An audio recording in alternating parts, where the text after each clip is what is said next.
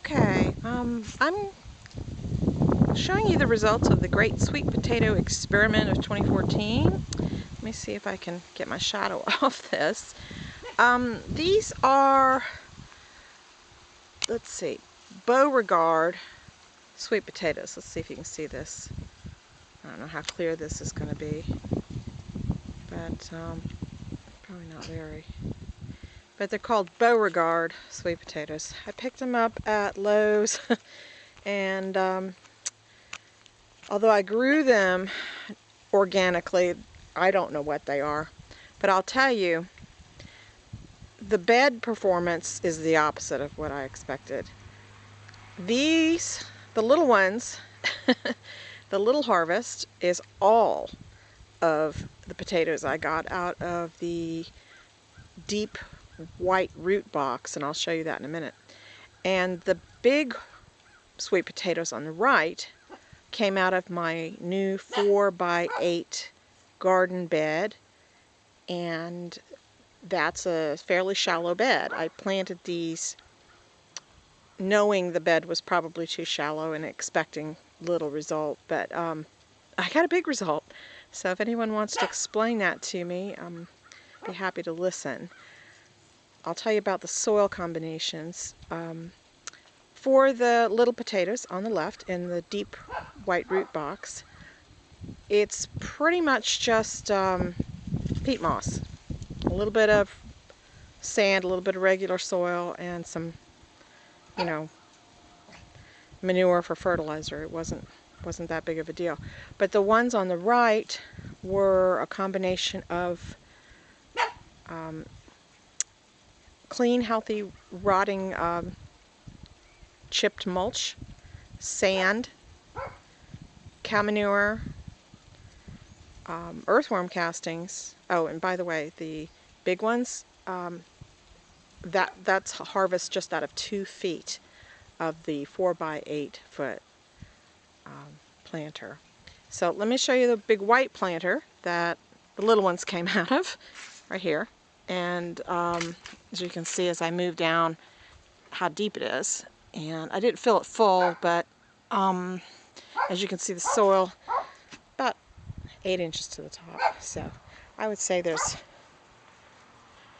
at least 10 inches of soil in that. But this is all I got, the little potatoes out of that one. Again, this is the harvest for that right here, little potatoes. Now the bigger potatoes, which are mammoth and delicious and wonderful, came out of one of the 4x8 garden beds over here, and I'll show that to you here.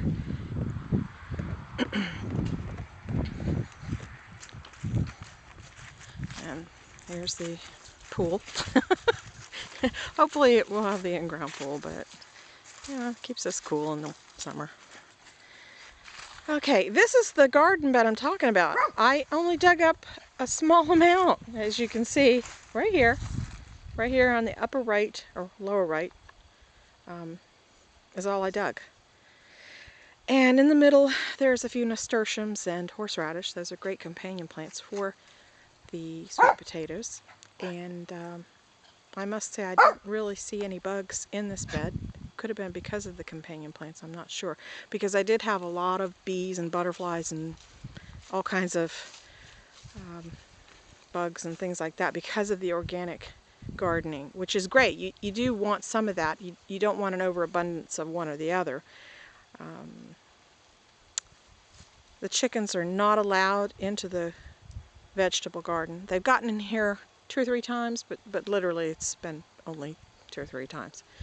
And they just pick off bugs. I think they went after one of my zucchini plants once, but other than that, that's all they have eaten. So, can someone tell me why? And as you can see, this bed is very shallow. It's only, I would say, 6 or 7 inches deep. I intend on actually redoing these garden beds. You can see I have quite a few of them. I'll pan around.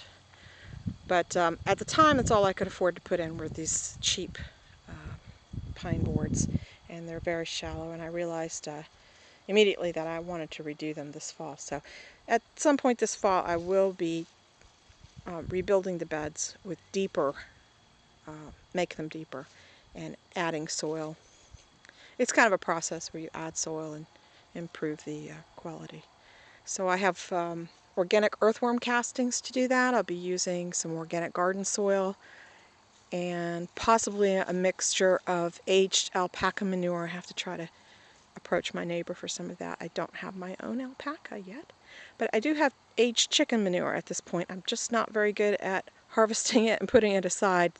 They tend to just do it all over, and if I had my wits about me most of the summer, I should have probably been spraying the chicken manure off the bottom board of their coop into a specific pile, but instead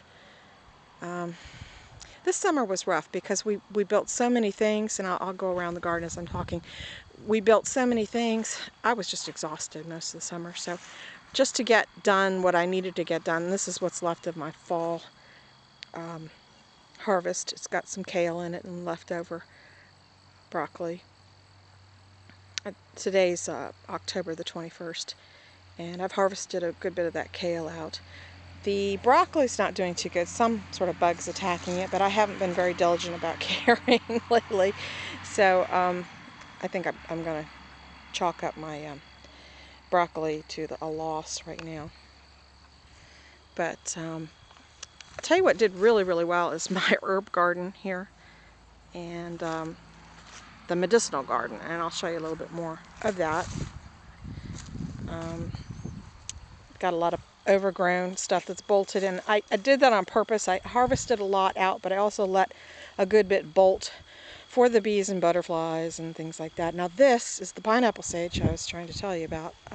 It grew into a bush. There's just no other way around it. It's a very woody looking bush, and it has blooms on it. They look like red cardinal flowers to me, but I know obviously they're not. The bees and butterflies love these blooms.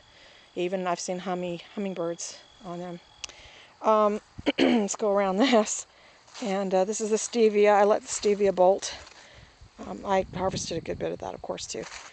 But this is my asparagus, and that will be, at least I'll get a cutting off that next spring.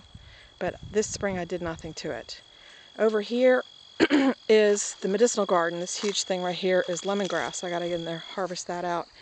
But again, over here is one of the best things that worked out well, and that is the comfrey.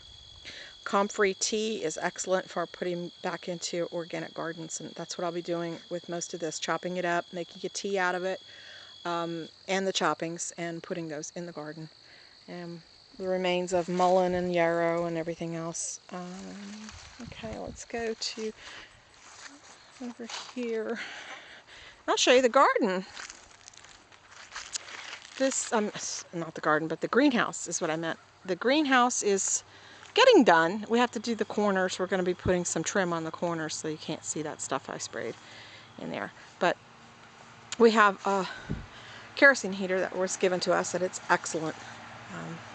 Last year we had a small one and a big, huge rocket one with the larger greenhouse. And all that was kind of a disaster that I documented before, but this kerosene heater seems to be doing pretty good. We've got the citrus trees, gotten harvest off the lemons, limes. I've got ruby red grapefruit coming on, satsuma oranges. Banana trees are growing up in here. I've got olive tree. Then I've got all that grassy looking mess over there is feverfew. And I brought in the potted tomatoes. I'm going to try to resurrect those, and I've also planted new seeds in there with them, so I'll get some tomatoes here. It's really warm in this greenhouse. Today it's only 65, and you can see with the door open and the fan on, it's 93. It was 110 when I walked out here earlier. We're going to have to cut a window opening up in the back soon.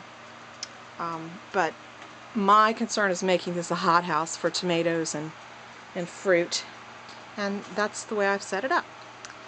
Love the new greenhouse. As you can see, I have a place for hanging plants, and I've got storage underneath my table. So that's the way the farm went this year, the little garden area. And I'm going to walk over here and show you the chickens. Now, I do not have the chickens free ranging right now. I've got them stuck in their coop. Let me see if I can zoom in on them. I might take the thing out there. There they are. And the reason they're stuck in the coop today is I'm having a really hard time keeping them where I want them. They've had the run of this whole area, which is part of the garden and the berries, and back there is the orchard. And it's not enough. They want to be where I am. So they practically come knocking at the door now for food. So I'm giving them less time to free range today until I figure something out. Probably going to end up putting a bigger chicken run out here, covered chicken run, because we have had issues with a large hawk that's tried to get into the coop. I'm happy to say that this coop was really well made with hardware cloth all around, and the hawk could not find a way in, of course. Chickens are all safe. So anyway, that's the farm, and we hope you have a wonderful October harvest this year. We did, and we look forward to doing more projects like completely tearing down that red barn out there. It's mostly metal, and painting the barn with the barn quilt on it.